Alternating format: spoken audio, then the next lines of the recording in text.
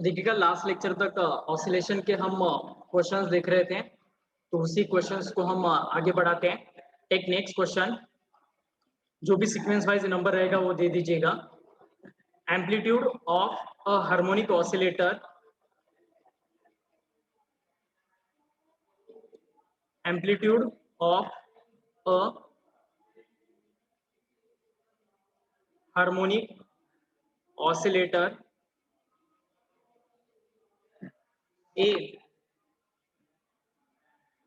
when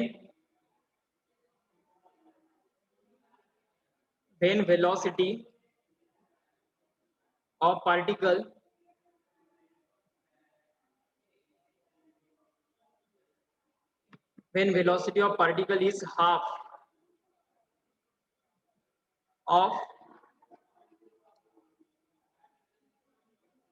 half of maximum velocity, then determine position of particle.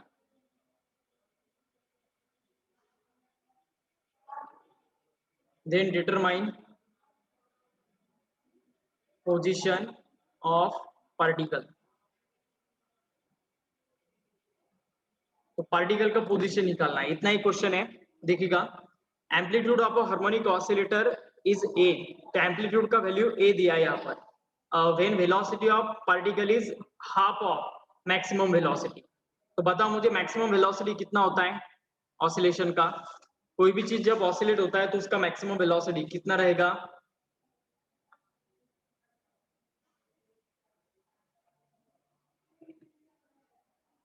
Yes tell me, how much is the a omega? ठीक है, right answer है। तो Vmax का value maximum velocity रहता है ए omega. Okay ठीक है, प्लस और माइनस ए ओमेगा रहेगा, लेकिन मैग्नीट्यूड कंसीडर करो, सिर्फ प्लस ए ओमेगा लेते हैं हम। Okay, when velocity of particle is half of maximum velocity, मतलब जब पार्टिकल का velocity half of maximum value रहेगा Vmax by 2, ओके, तो तब उसका एम्पलीट्यूड कितना है? A. Determine the position of particle, तो इसी केस में हमें पोजीशन निकालना है पार्टिकल का। तो बता मुझे वेलोसिटी निकालने का जनरल फॉर्मूला क्या है? What is the general formula to find velocity in terms of displacement? क्योंकि हमें यहाँ पर पोजीशन निकालना है और वेलोसिटी से रिलेटेड कुछ डेटा दिया है, तो यहाँ पर हमें कौन सा फॉर्मूला यूज करना पड़ेगा वेलोसिटी का? बताओ। Velocity in simple harmonic motion is given by using two formulas, out of which distance upon time नहीं, वेलोसिटी इन ऑसिलेटरी मोशन पूछ रहा हूं मैं। तो वेलोसिटी इन ऑसिलेटरी मोशन के दो फॉर्मूलेज हैं, एक है इन टर्म्स ऑफ डिस्प्लेसमेंट और दूसरा है इन टर्म्स ऑफ टाइम। तो यहाँ पर इन टर्म्स ऑफ डिस्प्लेसमेंट हमें यूज करना पड़ेगा, राइट है। v इज इक्वल टू, आपको पता होगा, प्लस और minus omega under root of a square minus x square रहने वाला है। Is it okay? तो आप देखिएगा नेक्स्ट बिट रहेगा प्लस और माइनस ओमेगा, तो आप देखिएगा ओमेगा लेते हैं हम इसे, तो अंडर रूट ऑफ एम्पलीट्यूड का वैल्यू कैपिटल ए दिया है, तो capital a square minus x square. तो वेलोसिटी कितना है? Vmax by 2 है। Vmax का वैल्यू कितना है? ए ओमेगा, तो इसकी जगह हमें ए ओमेगा बाय 2 पुट करना पड़ेगा। Is it okay? तो Vmax by 2 ये हमारे गिवन वेलोसिटी का वैल्यू था, ओके, जब एम्पलीट्यूड ए था तब कैपिटल ए। तो ये omega omega get cancel, okay, A by 2 बचा है, तो इसका स्क्वायर अगर हम करते हैं तो ए स्क्वायर बाय 4 हो जाएगा। तो A square by 4 is equal to, मतलब टेकिंग स्क्वायर बोथ साइड करते हैं तो यहाँ पर A square minus x square हो जाएगा। ओके, अब आगे क्या आएगा देखिएगा,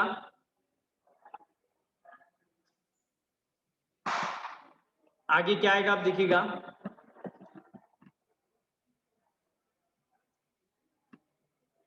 एक्स स्क्वायर इधर जाके प्लस होगा और ये A square minus A square by 4 यहाँ पर रहने वाला है। तो 4a square minus A square divided by 4 रहेगा, तो आंसर आएगा इसका 3a स्क्वायर बाय 4। और फाइनली क्या आने वाला है फिर देखिएगा, square root of 3 into a divided by 2, तो ये रहेगा final answer. This is the value for displacement. Is it okay? या फिर पोजीशन, तो ये रहने वाला है फाइनल आंसर। सभी को समझ में आ गया?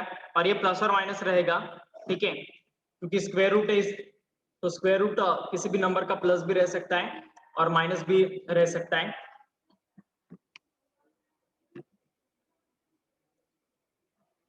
Is it okay? This question is clear to all of you. Give me the confirmation fast.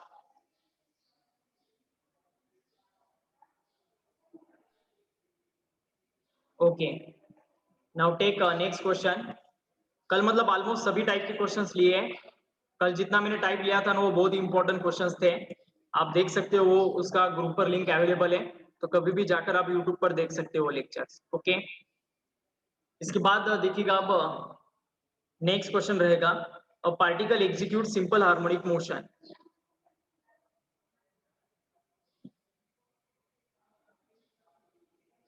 A particle executes simple harmonic motion from extreme position.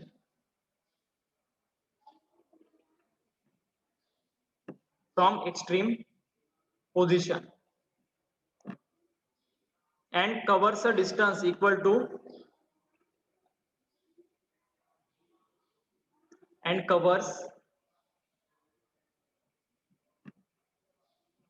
distance equal to half of its amplitude.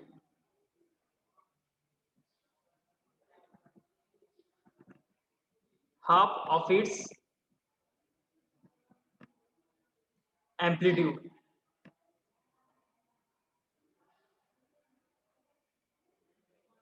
Determine the time period of motion. Determine the time period of motion. कर सकते हो इसे find out, try कीजिएगा एक बार, आता है तो ठीक, वरना मैं करता हूं।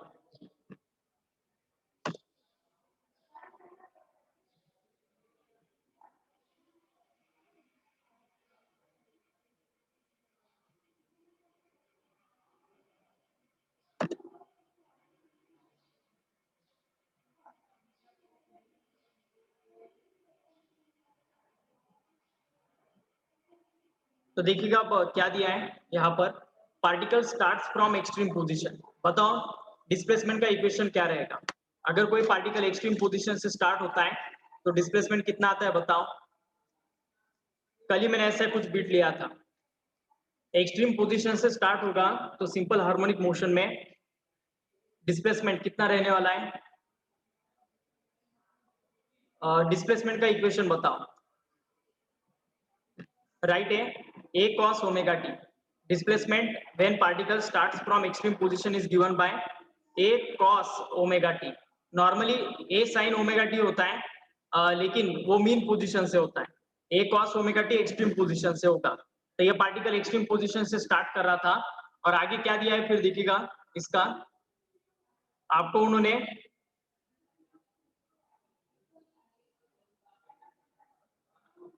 सीएम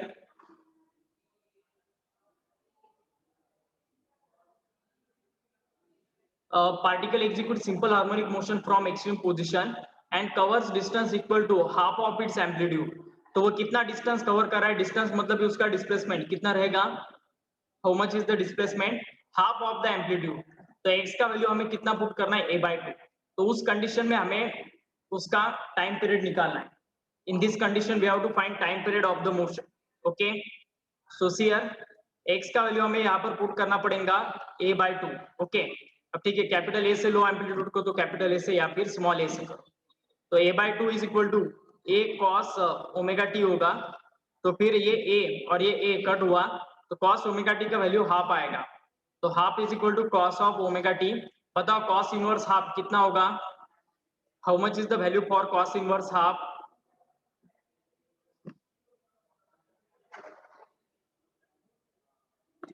तो देखिएगा अब यहाँ पर अगर आप अच्छे से देखते हो तो ओमेगा इंटू टी का वैल्यू यहाँ पर आने वाला है π/3। इज इट ओके, तो π/3 मतलब cos इनवर्स हाफ रहने वाला है। तो cos ऑफ ओमेगा का मतलब इस कंडीशन में हमें टाइम का वैल्यू 1 पुट करना पड़ेगा, ये इंस्टेंटेनियस टाइम है। इज इट ओके, तो ये हमें नहीं निकालना, this is not the time period. Time period omega से रिलेटेड रहेगा, इस वजह से इस टाइम को हमें 1 एज्यूम करना है। तो ओमेगा का वैल्यू आएगा π/3। π/3 मतलब भी हमारा एंगुलर फ्रीक्वेंसी यहाँ पर रहने वाला है। ओके, तो आप देखिएगा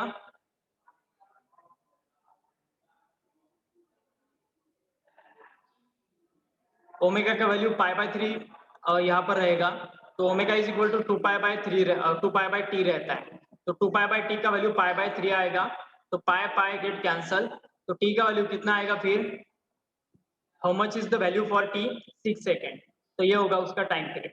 is it okay?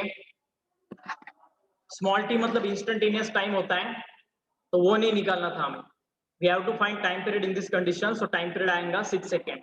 Is it okay? सभी स्टूडेंट को समझ में आ गया?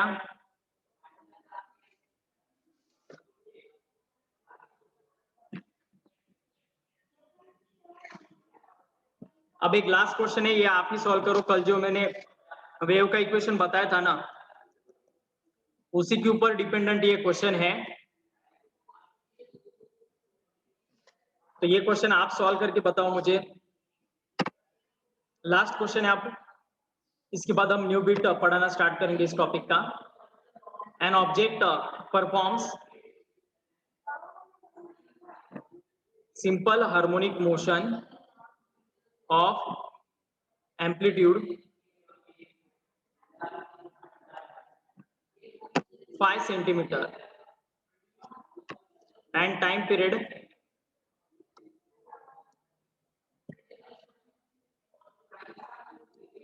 and time period 4 seconds. If timing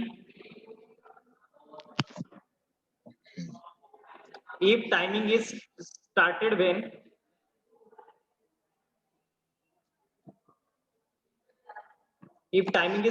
when object is at center of the oscillation. If timing is started when object is at center of the oscillation,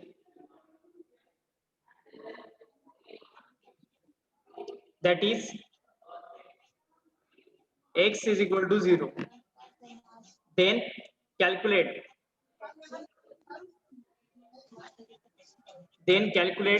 अब कौन से calculation करना है देखिएगा। देन कैलकुलेट पहला frequency of oscillation,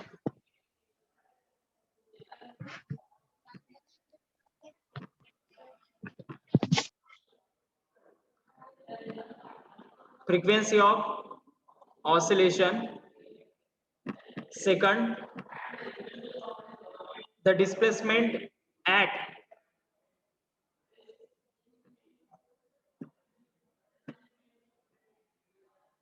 the displacement at 0.5 second, तो 0.5 second time होने के बाद डिस्प्लेसमेंट निकालना है।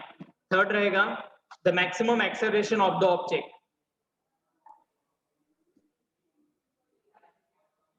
The maximum acceleration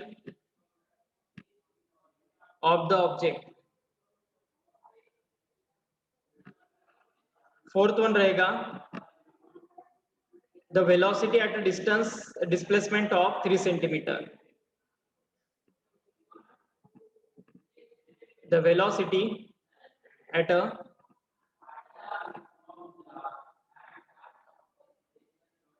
displacement of 3 centimeter. तो इतने 4 कैलकुलेशंस आपको करने। चलो फटाफट स्टार्ट करो और एक एक करके मुझे आंसर बताओ।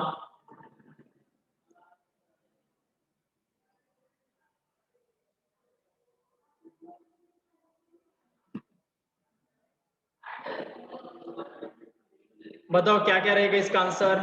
पहले तो गिवन डेटा कलेक्ट कीजिएगा। What the given data share.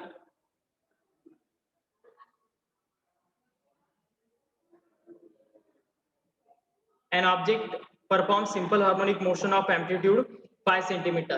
So amplitude in this condition they given 5 centimeter. Okay. And time period. तो time period यहाँ पर मेंशन किया है उन्होंने, देखिएगा। And time period of 4 second, मतलब ये कैपिटल T रहेगा टाइम पीरियड हमेशा कैपिटल टी से हम इंडिकेट करते हैं। टाइमिंग इज स्टार्टेड व्हेन, इसका क्या मतलब है बताओ? If timing is started when object is at centre of the oscillation, इसका मतलब क्या है बताओ? ये कौन से पोजीशन के बारे में वो बता रहे हैं? Tell me from which position oscillation is started?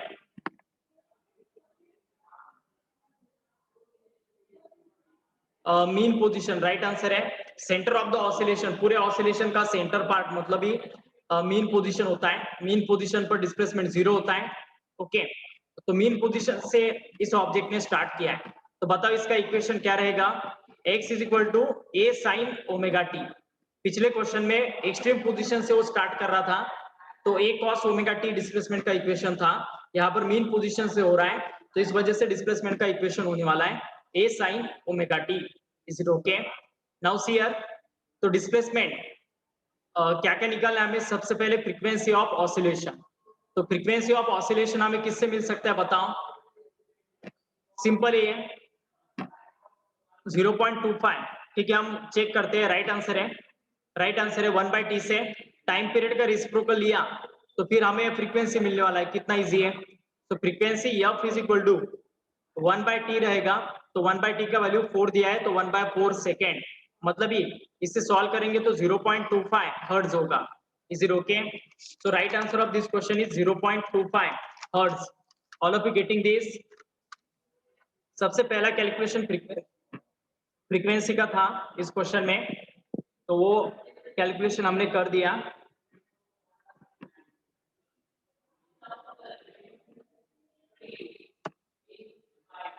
Now see here,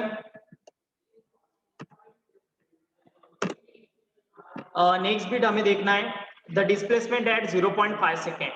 displacement 0.5 second के बाद निकालना है हमें। ओके, तो x is equal to a sine omega t, ये वाला फॉर्मूला हमें अब यूज करना पड़ेगा। तो डिस्प्लेसमेंट x हमें निकालना है, और देखिएगा अब एम्पलीट्यूड का वैल्यू कितना दिया था?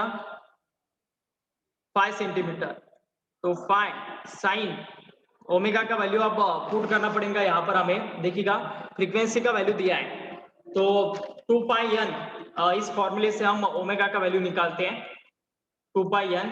तो फ्रीक्वेंसी 0.25 या फिर 1/4 से हमें 2 पाई को मल्टीप्लाई करना पड़ेगा। तो 2 पाई बाय 4 मतलब ही ओमेगा का वैल्यू पाई बाय 2 आएगा। तो पाई बाय 2 इंटू टी का वैल्यू, कितने समय के बाद हमें डिस्प्लेसमेंट निकालना है?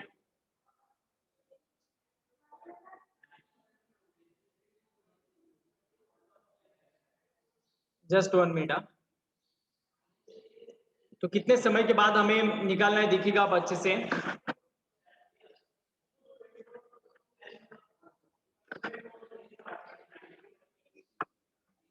देखिएगा द डिस्प्लेसमेंट एट 0.5 सेकेंड, तो 0.5 सेकेंड के बाद हमें डिस्प्लेसमेंट निकालना है। तो इस वजह से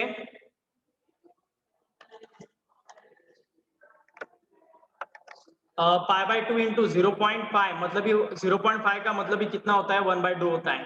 तो ये 1/2 आएगा, मतलब ये पाई बाय 4 हो जाएगा। तो 5 इंटू साइन कितना आने वाला है? Pi by 4। Sine pi by 4 आपको पता है, साइन पाई बाय 4 मतलब ये साइन 45, और साइन 45 का वैल्यू पता है आपको 1/√2 होगा। तो इस वजह से फाइनल आंसर आएगा 5/√2। अब डिस्प्लेसमेंट अगर ये सेंटीमीटर में दिया है आपको, डिस्प्लेसमेंट देखो आप एम्पलीट्यूड सेंटीमीटर में है तो डिस्प्लेसमेंट भी सेंटीमीटर में आएगा। तो right answer of this question is 5/√2 centimetre. Is it okay? All of you getting this? तो पहला कैलकुलेशन टाइम पीरियड का था, फ्रीक्वेंसी का था। दूसरा कैलकुलेशन यहाँ पर देख सकते हो आप डिस्प्लेसमेंट का था। और थर्ड कैलकुलेशन अब है मैक्सिमम एक्सेलरेशन का।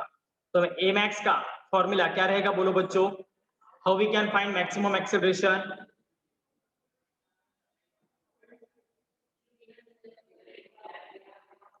मैक्सिमम एक्सेलरेशन कैसे फाइंड आउट कर सकते हैं हम? A omega square. Okay, omega square A, इस फॉर्मूले से हम मैक्सिमम एक्सेलरेशन निकालते हैं। ए मतलब एम्पलीट्यूड, ओमेगा मतलब ओमेगा ही होता है, एंगुलर फ्रीक्वेंसी। तो ए इज इक्वल टू, ए का वैल्यू कितना दिया है? 5 सेंटीमीटर। ओमेगा स्क्वायर, ओमेगा का वैल्यू अभी निकाला था पाई बाय 2, तो पाई स्क्वायर बाय 2 आएगा, sorry 4।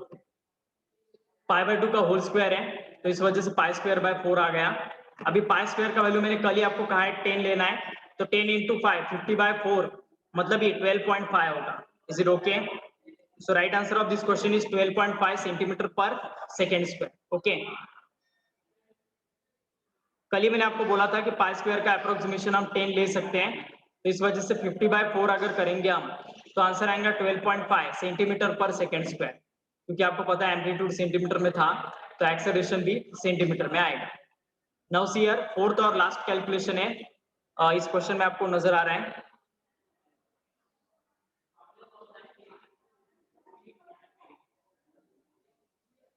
The velocity at the displacement of 3 centimetre.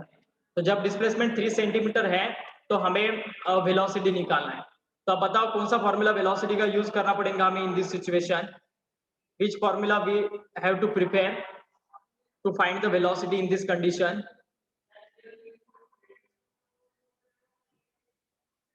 तो यहाँ पर हमें वेलोसिटी का इन टर्म्स ऑफ डिस्प्लेसमेंट वाला फॉर्मूला यूज करना पड़ेगा।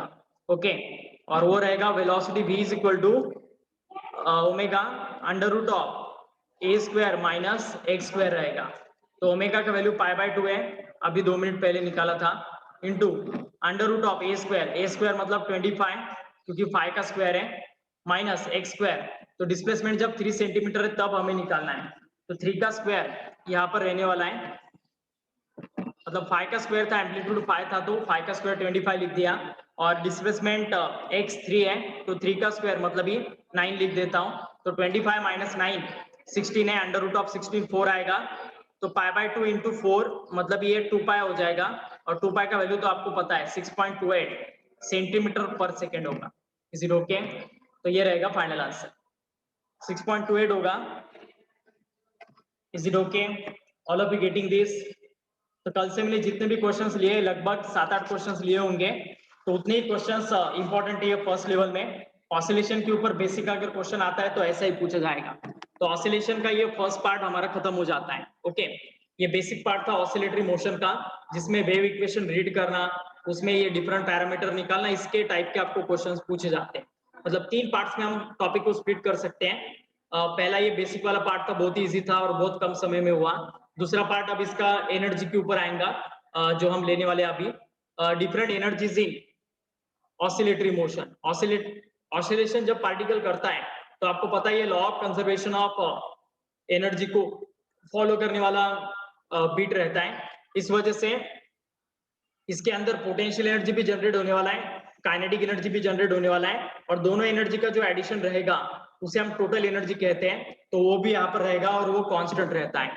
इसी वजह से law of conservation of energy हमें यहाँ पर फॉलो करके डिफरेंट एनर्जी के कैलकुलेशंस हमें देखना है इनसाइड दिस ऑसिलेशन। ओके, तो अभी हेडिंग दीजिएगा energy in oscillatory simple harmonic motion. Different energies रहने वाले हैं, उन सभी एनर्जीज के बारे में हमें डिटेल में स्टडी करना है। वो सिंपल बीट है ये, इसके पहले भी मैंने आपको सर्कुलर मोशन में एनर्जीज पढ़ाए थे। ओके, तो ये वैसा ही पार्ट रहेगा, सिर्फ यहाँ पर ऑसिलेटरी मोशन से, और इसमें हमें डिफरेंट टाइप्स के एनर्जीज को स्टडी करना है। Is it okay? तो 3 टाइप के एनर्जीज है, kinetic energy, potential energy and total energy. तो तीनों भी एनर्जीज के बीच में इंटरेक्शन, उनके फॉर्मूलेज, और वो कहाँ पर मैक्सिमम रहेंगे, कहाँ पर मिनिमम रहेंगे, ये हमें देखना है। ओके, और फाइनली जब हम ऐड करेंगे काइनेटिक एनर्जी और पोटेंशियल एनर्जी तो टोटल एनर्जी हमें मिलने वाला है, और ये टोटल एनर्जी हमेशा क्या रहता है, कांस्टेंट रहता है।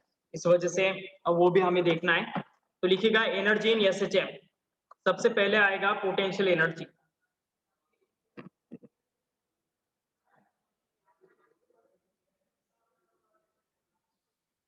Energy in SHM. ओके, और सबसे पहला एनर्जी रहेगा पोटेंशियल एनर्जी।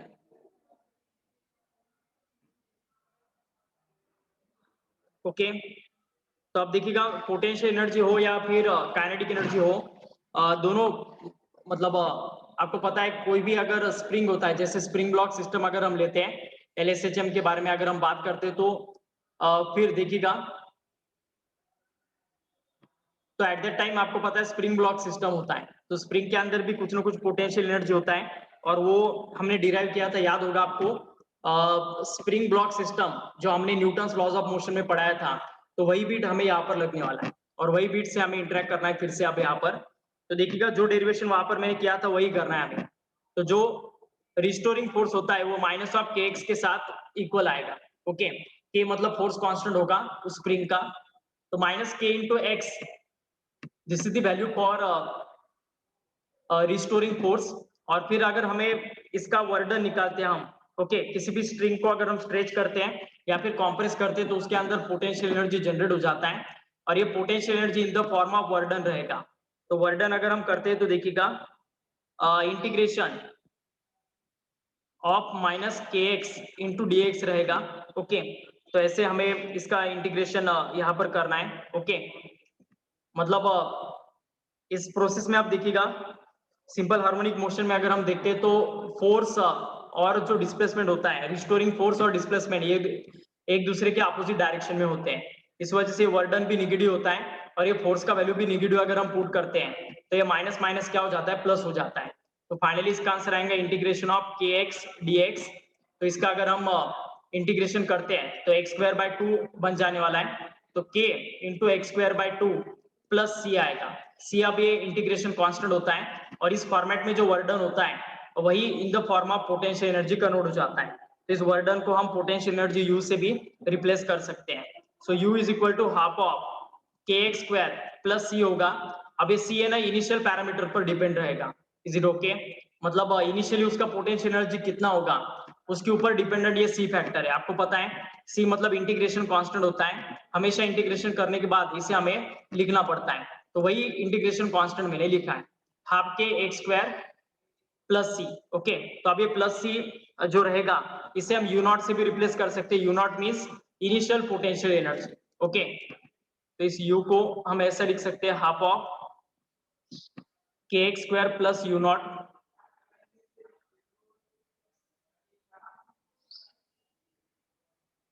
तो u nought initial potential energy रहेगा। ओके, वेयर मतलब जब displacement x is equal to 0 है तो potential energy u is equal to क्या होगा, यू नॉट होगा। Is it okay? सबसे इनिशियल कंडीशन में जब डिस्प्लेसमेंट 0 होता है, जब ऑसिलेशन स्टार्ट हो जाता है तो उस कंडीशन में जो पोटेंशियल एनर्जी होगा वो यू नॉट होगा। ओके, तो यू नॉट को एट इक्विलिब्रियम पोजीशन अगर हम देखते हैं,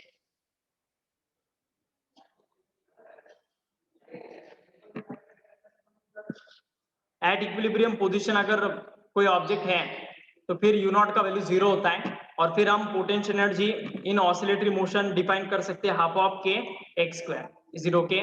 तो ये रहेगा पोटेंशियल एनर्जी इन ऑसिलेटरी मोशन का फॉर्मूला। Is it okay? समझ में आ गया? यहां तक लिख लीजिएगा इसे।